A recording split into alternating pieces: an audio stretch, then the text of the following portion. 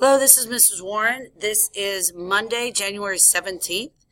It says Jefferson day 2 on the screen there, but it's actually day 1. We just got a little bit of it on Friday before the ice storm that we had.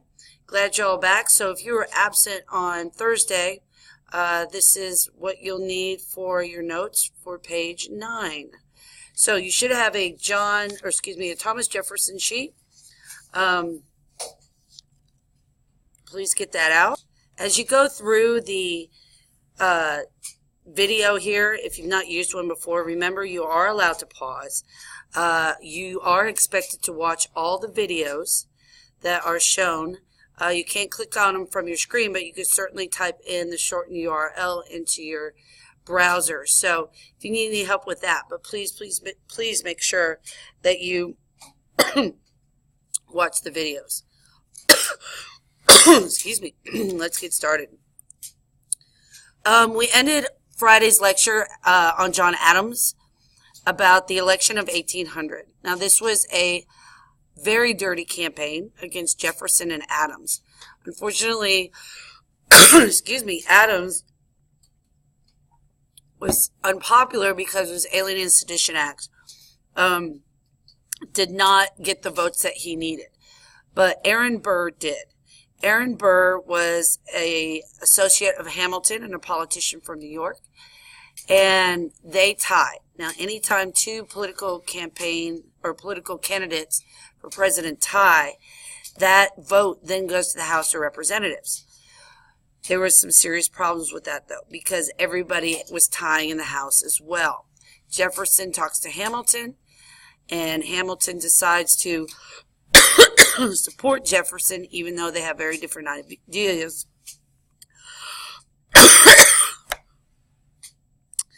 And Hamilton decides to back Jefferson. Jefferson has a vision for the country. Aaron Burr does not. So Jefferson ends up winning the campaign. Burr is very upset, threatens Hamilton, challenges him to a duel. They go out to duel, and Hamilton is shot and dies the next day. Now, Jefferson does not like Aaron Burr or not, but because of the current situation in the Constitution, if you are elected president, the guy who comes in second place becomes your vice president. Nobody wants that. So Jefferson helps pass the 12th Amendment that allows the president to pick his own vice president. Please add that to your notes. It's not typed up there, but you can add that to your notes. So, Thomas Jefferson is president. I wanted to let you know, only write things in yellow. From 1801 to 1809, that means he was elected twice to be president. Now, his vision for the country was to decrease the size of the federal government.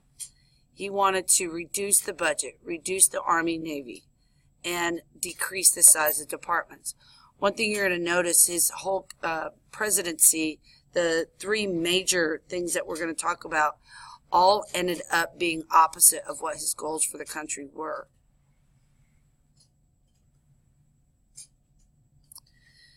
In the government, there are three sides, just like in a football game. There is referee, there is an offense, and a defense.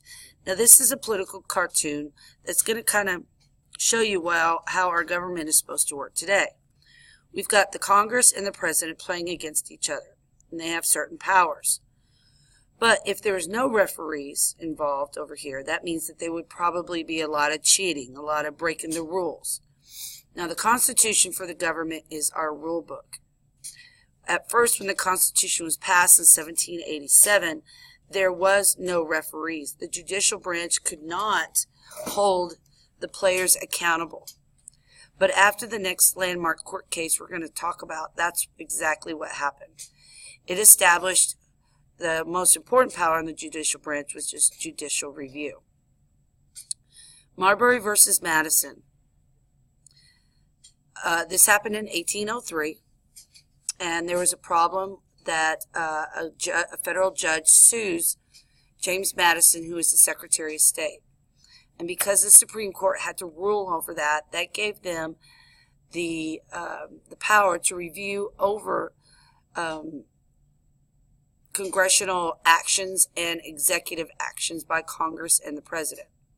This is the most powerful power, or important power, the judicial branch has even to this day. The Supreme Court can look at and review all laws and declare any of them unconstitutional. This strengthened the power of the federal government. As I said before, Thomas Jefferson wanted to weaken it. Now, John Marshall, if you ever study law, this is the guy right here who you're going to be studying. He was the Chief Justice of the Supreme Court for over 35 years at the beginning of our country, and he really did shape the Supreme Court into what a powerful part of one of the three branches. Now, over in Europe at the time, France and Britain are still fighting one another. They hate each other. We're trying to just make some money. But Jefferson's having problems doing that. France and Britain are still hijacking our ships, so he decides to take action. Now, American businessmen were begging him for help, and he had an idea. He says, I know what to do. I won't allow any American ships to trade. Now, of course, you think about that. Well, that means you can't make any money. Well, that's exactly right. But he thought this was a good way to keep the United States out of war. It blocked all trade with all countries. It hurt us tremendously, and it did hurt our enemies a bit. Britain and France really needed supplies from us and money because they were still exporting things to us, but we were completely crippled. Now, we were getting most of our manufactured factory good items from Britain. When they came over to the United States, when we had this embargo on them, we weren't getting those manufactured goods. And when a country can't get something it wants, it figures out a way. And for us, it was creating factories, starting an industrial revolution in America. Now, if you recall from the political parties lesson, Hamilton wanted the Industrial Revolution, not Jefferson. So passing this Embargo Act inadvertently started up a factory system in America. Now, after 2 years of the Embargo Act, he did pull back and only had an embargo against Britain and France. Skip the brain snack. All right.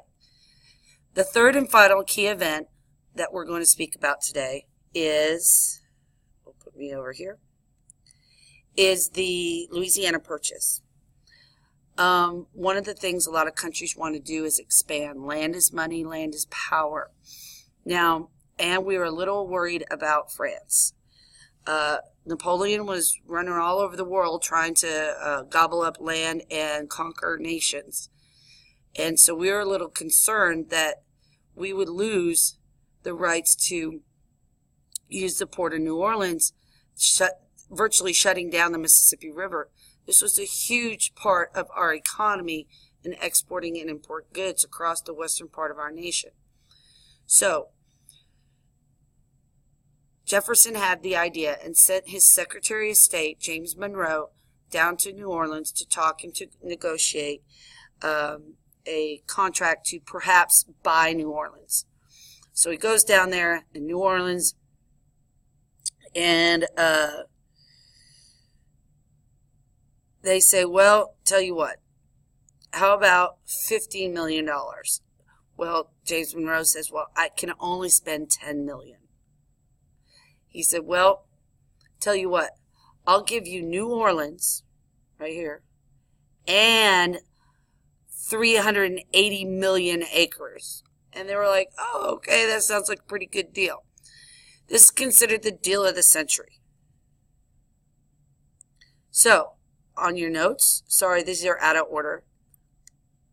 The most important thing about the Louisiana Purchase is that it doubled the size of the United States. This is going to make and secure the Mississippi River and New Orleans, so it's all ours. We're on both sides. We're going to be put up right up against the Rocky Mountains, which is going to make us a lot safer from foreign invasion. Napoleon needed the money, and that's why he sold it to us. Remember, only write what you see in yellow. We purchased it, excuse me, for $15 million.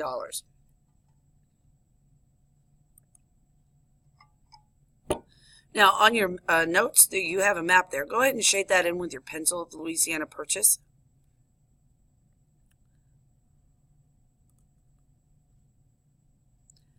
Unfortunately, I did not put the shortened URL here, so I'm going to go ahead and show you the YouTube channel.